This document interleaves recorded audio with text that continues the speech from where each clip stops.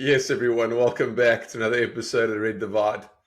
United, Liverpool, age-old rivalry, still going strong. Makaz, how are you? What's going on in your world? Marcus, doing good. Good to be back in studio with you, talking about the teams that we love. Really over the moon. It's good to be on top of the log, 5 points clear. Happy. The boys are doing the business on the pitch. You had to go and mention that. Had to. How about you? You guys weren't in action, right? You guys a little bit of a break. Yeah, we thought we'd give everybody a chance. We're undefeated, so we don't want anyone, to risk playing against us because then they're going to lose. Because we're undefeated this year. Yeah. And it was good to relax. Good to relax. And I mean, all seriousness, guess the new winter break, it sucks in a way because you don't get to watch your team every weekend, but I guess it's beneficial to the team. So Definitely. Yeah, it was our week off, our weekend off, should I say? And we got to watch some smaller teams play this weekend. Good to see, the up and comers and the smaller teams are trying to become big teams. Like who? It's good to see them in action. Mention some names. Mention some names there. Like Bournemouth, and they played some other smaller team. I forgot their name. I don't even know them. They're so small. This is the same Liverpool, something like that. This is the same Bournemouth. You were saying that Dom Solanke is going to bang a hat trick when we lose 3-0. I remember now. That was. I said that in jest. I was just joking about that. I didn't think he would score, and I did think that you guys would either draw or lose. I didn't think you would win, and then you win so handsomely like that. It was not too enjoyable for the rest of us. That's for sure. Well, I tell you what, it was the first half especially was a really difficult game of football. Bournemouth matched us with everything except for possession. We had 60% possession, but they had one shot less than us. I think we had 6 and they had 5. I tell you what, Antonio Arola, the ex-Rayo Vallecano coach, there was the only manager to beat Real Madrid and Barcelona last season. He's coming to Bournemouth with very limited resources. He's very organized. Now I know why he gets the nickname of the press godfather. That's what they called him in Spain, because he's so organized with his press. And they really gave us a very difficult time, especially with the football that they play, and considering, the informed team with 4 wins out of the last 5 games, excluding the Liverpool game. So, it was tough in the first half.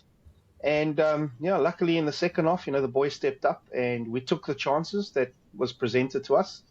Darwin Núñez getting 2. I said he would get a hat-trick, but he got 2.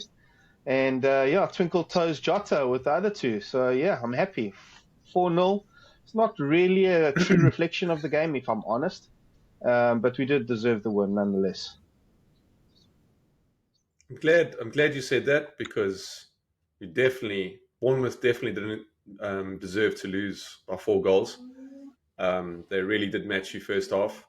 Second half, even, it was 1 or 2 costly little mistakes that allowed the break, and clinical finishing. Nothing you can say about that. That's right. Jota, great finisher, absolute great finisher. And Darwin, got 2 out of his 5 or 6 shots, but good for him. I know you over the moon. Oh yes. I know you scored, I don't know how many double digits now scored and double digits assists, and you're so happy. 10 goals, 10 assists this season. Good. He's got good numbers.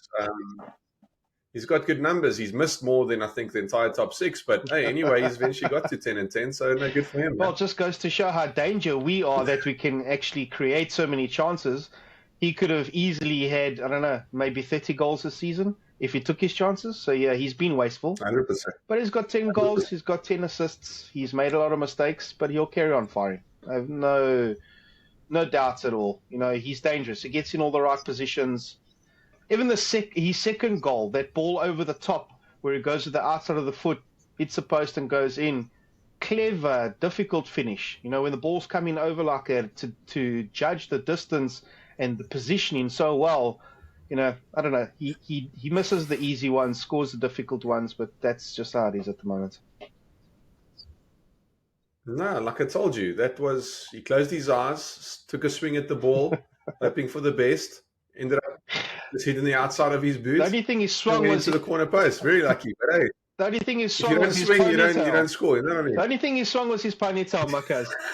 He actually literally, his foot was almost stationary. His foot was literally stationary. Yeah, if you don't swing, you don't shoot, you don't have a chance. So yeah, whatever. Good for him. Happy. I predicted him getting a hat trick as a joke. Remember, I said I'll watch him banging 3 as a joke. Yeah, and he could have. He almost did. He was guilty. He tried to go Jota for the was going to get a hat trick there before. Me too, Jota. Yeah, I thought Jota would get the hat trick before him, but no chance. Yeah, so thank God for that. But yeah, so that's over. It was a terrible game for the rest of the Premier League. Great game. So back to some football. Back to top of the log. Yeah. Don't forget this: 5 points clear. Now, it's not like we can talk about Man United winning anything because you guys had a little bit of a break. So let's talk some boring talk. Let's talk about Man United, what's actually happening. There's a little bit of movement in the transfer market. And I see you guys took City CEO. Tell me all about it.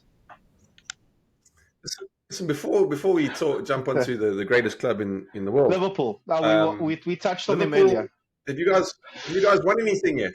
Hey, the league is still long, my friend. What have you won? You managed to get knocked out of 2 competitions already. So you're talking a big game, but you haven't won anything yet. You're saying, "Oh, we top of the log, we this, we that." You sound like Arsenal fans counting their chickens before they hatch. Don't worry. Long way to go. What I'm saying is, we're playing well under the circumstances. Yes, we are top of the log. Yes, we're in the semi-final of second leg of the semi-final of the Carabao Cup. We're still in the FA Cup, which you guys are as well. So, you know what, we're doing the business. It is what it is. So currently, we are the greatest. You guys aren't. So what more do you want to say? Great. Wow. Oh, jeez. You want a trophy for being top of the log right now? No. What I'm saying is we've been consistent enough and we deserve to be top of the log. No trophies get given in the middle of my season, Makas. I'm not a Man United supporter. I don't think like that. Okay, well. We won't repeat what you said offline. Yeah, that's an inside joke. Let's go. Yeah. Anyway, United. Let's talk United. Of course, winter break. We took Barada, City's CEO. They actually put him on gardener's leave until the summer, so he doesn't leak any secrets and any of their transfer lists. Makes sense to us. But yeah, he's a high-profile guy. Been with them doing, through this most successful period in their time. Highly rated, was at Barcelona, I think, for 8 years before that. Oversaw Barca, doing amazing things before he went to City as well. So he's got a lot of experience, more than 20 years of experience.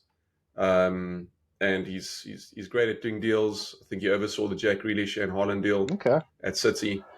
And plenty experience, as I said, in Barca as well, with some high-profile names there. So the guy knows his stuff. He's one of those best-in-class that United have needed to sign for a long time. Very smart business. And finally, we got a guy that's best at what he does. You know what I mean? Exactly. He's one of the best at what he does. He's not just another name to fill the position. Very smart by Sergio. So that'll be amazing. Smart move. Very smart move.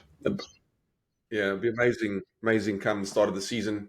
You'll join the summer, and then we start rocking and rolling and start planning, the revival of the Phoenix. Hopefully the revival takes 3 or 4 years. That will still be good. Although you're getting a gem, hopefully he doesn't work magic straight away and it takes a couple of seasons before you guys are back competing. Look, we're in such a mess. I'm not going to get excited. I've been down this road so many times with United. 1 or 2 things go right, you get excited and you think, the comeback's back on. But no, I've seen United falter too many times, so I'm not going to get too excited. There's too much to fix until a few more pieces of the jigsaw. Yeah. Until a few more pieces of the jigsaw are put in, and we'll go from there. But for now, it's a good start. It's a really important piece that we found that we can put in here and start moving. So Jim's not messing around. He's getting straight in. He's doing the business. And let's hope for more good things to follow. Apparently 100 million of his 300 will go towards spending. But I saw they may want to spend that on the facilities, Yeah, that which is makes sense interesting. because it's a bit outdated. But it is outdated, but at the same time, they've survived this long. Yeah. My opinion, use it towards the squad. But hey, whatever, they got a plan. Let's see what they do. I look forward to it, and I think better times are ahead. I hope so, but I'm going to say I believe better times are ahead for United fans.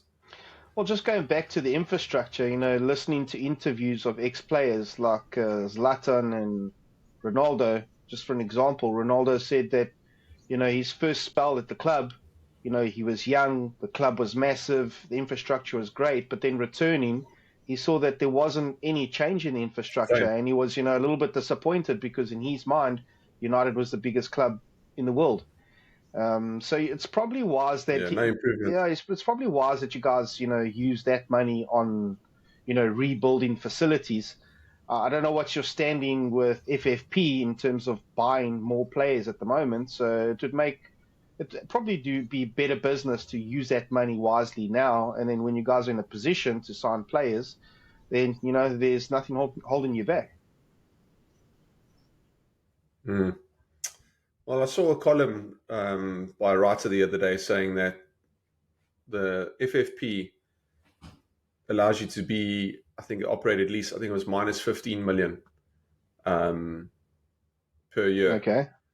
And unless your owner puts money towards the club, then you can go to minus 120, I think it was, or 105, something like a 105, I think was the number. Oh, right. So all the other clubs, City, Newcastle, Liverpool, etc., have had the extra 90 million that they could play with to get to minus 105 before getting flagged by FFP.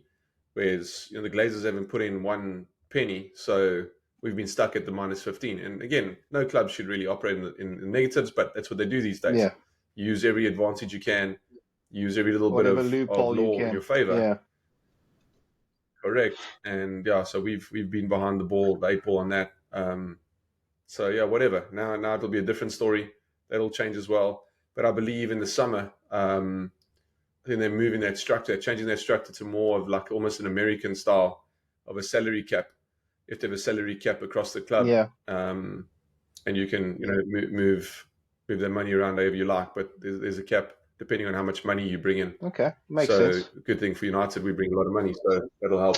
So yeah. And tell me, you guys busy in the transfer market? It's been really quiet window, I think, for most clubs. Nothing much really happening with us. A lot of rumors. Yeah, a lot of rumors. Nothing solid. Nothing that's looking strong. Benzema was linked with Arsenal, with us, with a few others. There's Ajax striker. He was linked with us, but they say more likely the summer. Yeah, nothing hard. Nothing that's a hard line. That's like, hey, this is a legit thing. But we said that in January. You're lucky to get anything of quality in January, right? Exactly. So yeah, we'll just have to see. You've had a couple of How about you guys? Yeah, we've had some loans, but nothing serious. A couple of loans. Donny's gone. I think we said in the last video. Yeah. A couple of youngsters have also gone Hannibal's out. gone out. I think Hannibal. Yeah, he's gone out. Yeah, so we need to strengthen, not lose guys. But yeah, I agree. It is what it is. Yeah, that's What about you? Well, us, no, there's no fireworks, to be honest. I don't see anybody coming in or going out. There's been rumors of Kelleher going out, but he's been playing the season in 2 competitions, so I think that's probably not going to happen. I feel a little bit sorry for him, being number 2 to Ellison. It's unfortunate. He's so good at his trait, and Kelleher is also a great keeper. And I can understand he's at that age where he wants to play, and he's not going to get the game time unless Ellison gets injured. So yeah, there's that rumor. Again, also linked with Benzema, but I think everyone will be linked with Benzema this window. Yeah, nothing really. Talking about old players, or Hendo going to Ajax. He only lasted 6 months. in the Saudi Pro League, so I'm not surprised. Obviously the football's not on the same level, and I think that's a good acquisition for Ajax. They have a lot of youngsters and they need some experience in the club. Experience. They need some experience in the club, and I think Hendo will give that. And he's a good professional, so I think he will be a good asset to them. But with the current crop of players, I don't see anything happening at all, to be honest with you. I thought we might buy maybe a defender. We currently have 11 players that are injured and 2 that are away for international duty. So we kind of need the strength in depth, but we also have players that are coming back from injury within the next couple of weeks. So in all honesty, I don't see any type of business happening. But then again, Jurgen Klopp always comes in without anyone realizing what's happening and gets somebody. So if someone comes in, I'll be happy. But to find the quality that we're actually looking for, I don't see it happening. Not in the January window, to be honest. Yeah, it's difficult. Difficult in Jan. You might as well wait till the summer. If you can get a loan deal or 2 just for numbers, to help you get through the season, cool. But otherwise, tough to get quality, man. That's right. So yeah, I see it tough going. Awesome. Yes. And then on to your next one, you got the Carabao Cup coming up next. That's right. Yeah, the second leg of the Carabao Cup on Wednesday. We come on, Fulham. Yeah, it's a tough game. The games are coming in thick and fast. Like I mentioned earlier, we've got 13 players out at the moment, so it's not easy, especially playing on Sunday. And now we're playing again on Wednesday, and then we play on Sunday again for the FA Cup, like you guys as well. So yeah, it's going to be really demanding. We do have a slight advantage going into the game with 2-1 lead. So I'm just hoping the boys can keep a cool head and get the result that we need so we can progress to the final. And yeah, more positive steps, in a current successful season. What's your predictions? You think we'll go through? Again, you can't call it success yet. You haven't won anything. Well, you can drop off real quick and win nothing. Anything can happen. It's football. You're right. But I think we said last time, I think Fulham will come just short. I think you'll go through to the final. Yeah. Unfortunately. Hopefully we can win this trophy. We get past Fulham, we can win this trophy like United did last season.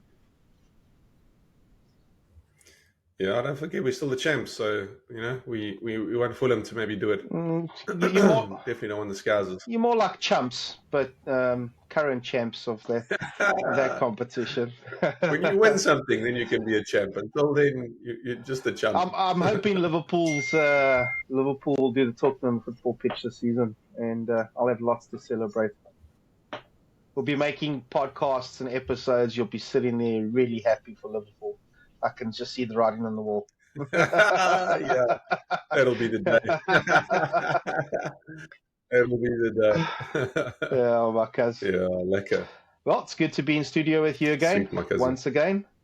Not much Man United talk this week, obviously, with the week's break. But yeah, we'll be touching on Man United, the FA Cup, in the next podcast. So thanks for joining us, guys. If you enjoy the content, please continue to watch, tell your mates. And yeah, reach out if there's anything you'd like to hear, or if you're interested in joining us as a guest. We're always open to discussion and see how we can make our channel better. So until then, we'll catch you later. Peace. See you later. Ciao. Cheers.